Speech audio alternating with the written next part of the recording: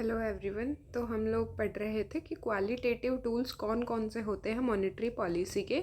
उनमें हम लोगों ने क्या देख लिया था, क्वांटिटेटिव तो पहले ही देख लिए थे, रेपो, सीआरआर, एमएसएफ, सारा उनका लिंक डिस्क्रिप्शन में है, आप जाके देख सकते हैं अगर आपको किसी भी टॉपिक में डाउट है तो आज हम लोग देखेंगे क्वालिटेटिव टूल्स के अंदर लास्ट अपना बचा है पॉजिटिव डायरेक्शन के अंदर प्रायोरिटी सेक्टर लैंडिंग नॉर्म्स क्या होते हैं। देखो, प्रायोरिटी सेक्टर का मतलब ही देख लो कि कुछ स्पेसिफिक जो अपने क्षेत्र हैं उनको अपनों को प्रायोरिटी देनी है। जैसे कि खेती हो गई, फार्मर को पैसा देना है लोन के रूप में, या फिर कोई स्मॉल छोटी इंडस्ट्रीज़ वगैरह है, या फिर एक्सपोर्ट प्रमोशन के लिए, इन सारी चीज़ों के लिए, निर्यात वगैरह के लिए हमें स्पेसिफिक कुछ सेक्टर्स को पैसा देना है, मतलब उनको ज़्यादा प्रायोरिटी देनी है, ज़्यादा पैसा देना है, उनको इजीली लोन अवेलेबल करवाना है।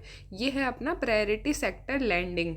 तो अब इसके लिए जाहिर सी बात है, हर कोई तो सीधा बैंक देगा नहीं फार्मर्स वगैरह को लोन। तो आरबीआई ने इसके अंदर इंटरवेंशन किया। सबसे पहले आरबीआई ने ये बात स्टार्ट करी कि भाई 1968 के अंदर कि आपको क्या करना है, कुछ प्रतिशत लोन का, कुछ परसेंट लोन का किसको देना है, प्रायोरिटी सेक्टर्स को देना है।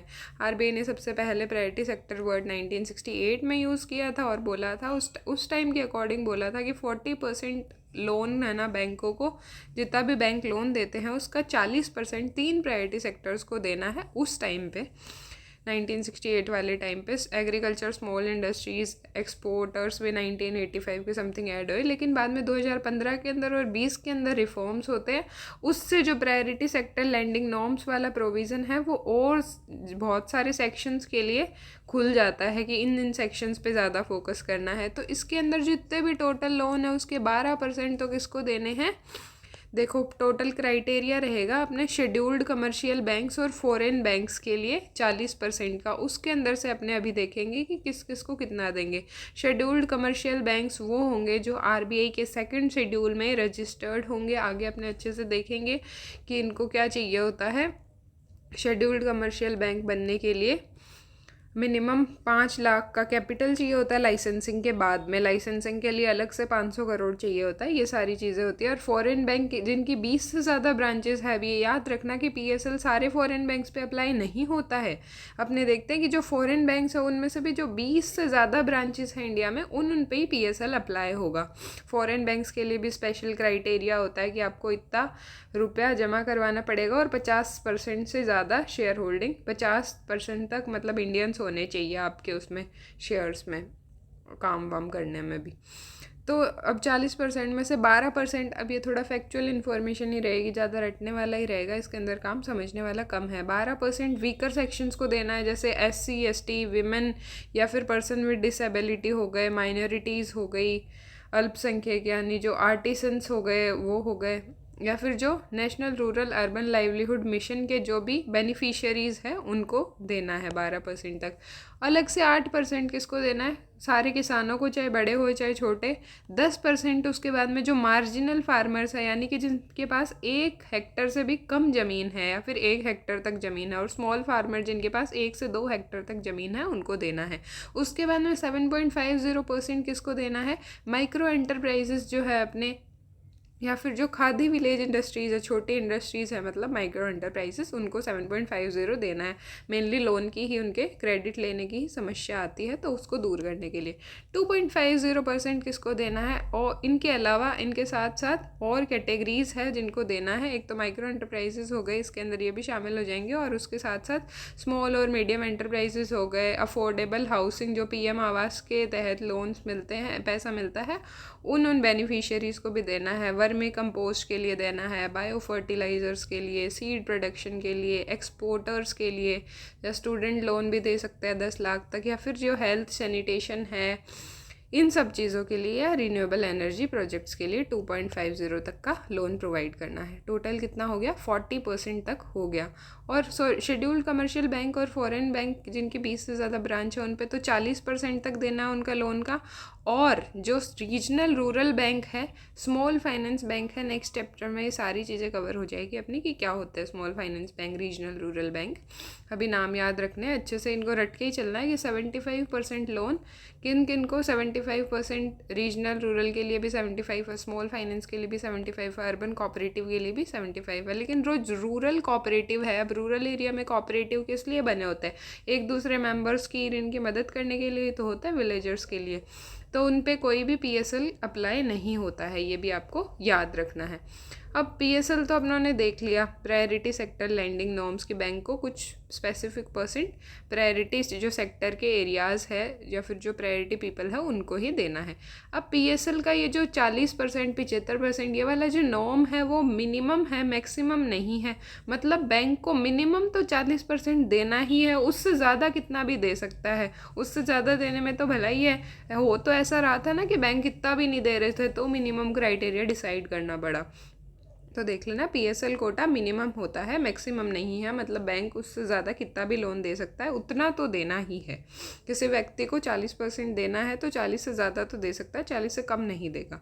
उसके बाद में बैंक अगर एनबीएफसी को लोन देते हैं, एनबीएफसी यानी नॉन बैंकिंग फाइनेंशियल कंपनीज़, कोई भी जो बैंक की तरह ही काम करती है लोन देने का, लेकिन वो बैंक नहीं है, कंपनियां हैं, तो उनको भी अगर बैंक लोन देता है और वो आगे अगर पीएसएल में लोन देती है, यानी इन सेक्टर्स को लोन देती है जो अपनों ने ऊपर पढ़े, तो भी बैंक का पीएसएल नॉर्म फुलफिल या पीएसएल कोटा पूरा हो जाएगा। ये आपको देख के चलना है। ऐसा नहीं है कि एनबीएफसी को दे दिया और एनबीएफसी ने आगे दिया है तो बैंक का फुलफिल नहीं होगा, तो भी हो जाएगा। और अगर बैंक और एनबीएफसी को लेंडिंग करें, यानी दोनों साथ मिलके लोन दे, कुछ पैसा इसने दिया, कुछ पैसा एनबीएफसी ने दिया और साथ मिलके दे, तो भी पीएसएल फुलफिल हो सकता है। अब ये नॉर्म्स जो है याद रखने हैं आपको, जो PSL priority sector lending norms है कि आपको इतना % देना ही है, वो सिर्फ बैंक पे अप्लाई होते हैं, non banking financial companies NBFCs पे अप्लाई नहीं होते हैं। ये याद रखना, कंपलसरी मैंडेटरी सिर्फ बैंकों के लिए ही है अनिवार्य, एनबीएफसी के लिए अनिवार्य नहीं है। उसके बाद में अगर बैंक पीएसएल कोटा, अब ऐसा भी तो हो सकता है, ये भी तो आ सकता है आपके दिमाग में, पीएसएल कोटा पूरा नहीं किया तो उसको क्या करना पड़ेगा कि जो आरआईडीएफ नाम का फंड है, रूरल इंफ्रास्ट्रक्चर डेवलपमेंट फंड है, नाबार्ड नाम की संस्था है अपनी, उसमें और एक एनएचबी नाम की संस्था है, नेशनल हाउसिंग बैंक, उसके अर्बन इंफ्रास्ट्रक्चर डेवलपमेंट फंड है यूआईडीएफ, उसमें पैसा जमा करवाना होगा पीएसएल के अंदर। यानी पीएसएल 40% देना था, 20% तक ही दिया है, तो 20% और जितना पैसा बच गया वो इस फंड में उनको जमा करवाना पड़ेगा। और नॉर्म्स और इन फंड के जो भी नॉर्म्स है वो आरबीआई डिसाइड करता है, इससे ज़्यादा जो भी नॉर्म्स होंगे। तो याद रखना, आरआईडीएफ और यूआईडीएफ किस किस के हैं, आरआईडीएफ नाबार्ड का है, यूआईडीएफ एनएचपी का है, और बैंक को इनमें पैसा डालना पड़ता है। अब अगर बैंक अंडर अचीवर बैंक है, यानी पूरा नहीं किया है उसने नॉर्म, तो इस फंड में जो पैसा डालेगा उस पर इंटरेस्ट तो मिलेगा उसको, पैसा डाल देगा, ऐसा नहीं है कि वापस कभी मिलेगा ही नहीं, उस पर ब्याज मिलेगा उनको, और क्या होगा, ब्याज मिलेगा और बैंक रेट पे मिलेगा, लेकिन वो बैंक रेट मतलब बहुत ही कम रेट पे ब्याज उनको मिलेगा। बैंक रेट अपनों ने प्रीवियसली समझ रखा है क्या होता है, कि जिस रेट पे बैंक पे पेनल्टी लगाता है आरबीआई और बहुत ही कम होती है वो, तो वो सारी चीज़ें, तो उतना ही इस पे ब्याज मिलेगा जितना बैंक रेट का होता है। और लॉन्ग टर्म प्रोजेक्ट में उनको डाल देते हैं 10-15 साल बाद में बैंकों को वापस रुपया मिलता है, उसकी इतनी वैल्यू रहेगी नहीं 10-15 साल, तो उनको पीएसएल पूरा करना ज़रूरी है, वरना उनका ही नुकसान है बैंक्स का ही। अब पीएसएल सर्टिफिकेट भी मिलने लग गए 2016 के बाद में, जैसे कार्बन क्रेडिट सर्टिफिकेट ये सब है, वैसे ही अगर कोई बैंक है उसको पीएसएल 40% देना था, उसने 60% अचीव कर लिया, तो वो ओवर अचीव कर लिया ना उसने, कि 40% का ही था फिर भी 60% कर लिया, तो वो अपना 20% का जो कोटा है उसको दूसरे बैंक को भी बेच सकता है जिसका पीएसएल पूरा नहीं हुआ है, अंडर अचीवर बैंक को भी सेल कर सकता है। और अगर उसके बाद में भी जो वो अंडर अचीवर बैंक है जिसने पूरा नहीं किया पीएसएल, तो 20 में भी उसका पूरा अगर नहीं हो रहा, तो उसको रिमेनिंग फंड वापस आरआईडीएफ में जमा कराना होगा। यानी कि ओवर अचीवर बैंक ने इसको दे दिया 20% और इसका था टोटल 75% मान लो, और वो पूरा नहीं कर पाया बचा हुआ, तो भी बचा हुआ जो अमाउंट रहेगा, मतलब जो उसने पूरा नहीं किया, वो आरआईडीएफ यूआईडीएफ में जमा करवाना होगा। तो ये था अपना सब कुछ पीएसएल के बारे में। नेक्स्ट वीडियो में हम देखेंगे बैंक लैंडिंग रेट और थोड़े बहुत स्टैटिक टॉपिक आएंगे बीच में, रटने वाले क्रैमिंग वाले ही है मेनली, तो वो आपको रट के चलना इम्पॉर्टेंट तो है एग्ज़ाम के लिए। क्रोनोलॉजी या कुछ भी पूछ ले तो आपको देख के चलना है इनका डाटा वगैरह, अननेसेसरी डेटा वैसे भी मैं इस पर नहीं डाल रही हूँ।